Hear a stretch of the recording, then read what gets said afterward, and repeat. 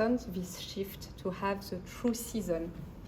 Because of course, an eclipse, a conjunction or an opposition, you need to know the position of the sun or the moon. So, Alison, if you want to... Yeah, that's just amazing. I was just wondering what the other foldouts were. I guess they're all quite similar. Yes, please. Yeah. So then at the very end, you have also astronomical tables to be able to do all the computations. Yes. So we flip it over. So it's so exciting. So let's see what's going on this side. Laura's really the expert on this. So this is where just like, here we go. And look at all these tables. It's so exciting. So here you have the golden number, Aureus numerus, and you have the lunar cycle. So I was mentioning the true lunar cycle, so as a way also to solve this shift problem of the Julian calendar. And here you have a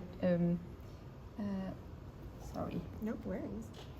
Yeah, so this is again a table of eclipses, which is useful again for this solving the problems of the calendar. And this is from the Ashmole collection that has a lot of scientific manuscripts in it. And if you look through the catalogue, you'll find a lot of flat almanacs that have now been flattened so that they used to be folded, and a lot of them are medical, so they have the urine tables and zodiac man and things, and they are so much fun to play with. So I play with them a lot for the social media channel here, so we've cracked them out a few times, so you can just see this fun.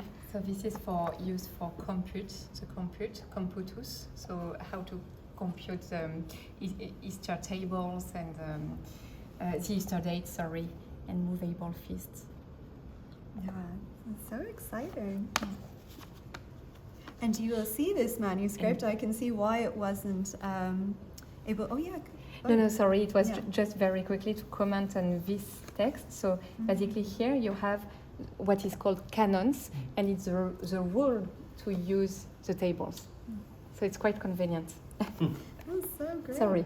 Oh no, yes, the reason why it's tricky to call up at the moment because it's going to be in the new divination exhibition that's opening in December. So that's why it has a fun tag on it to say this is an exhibition item.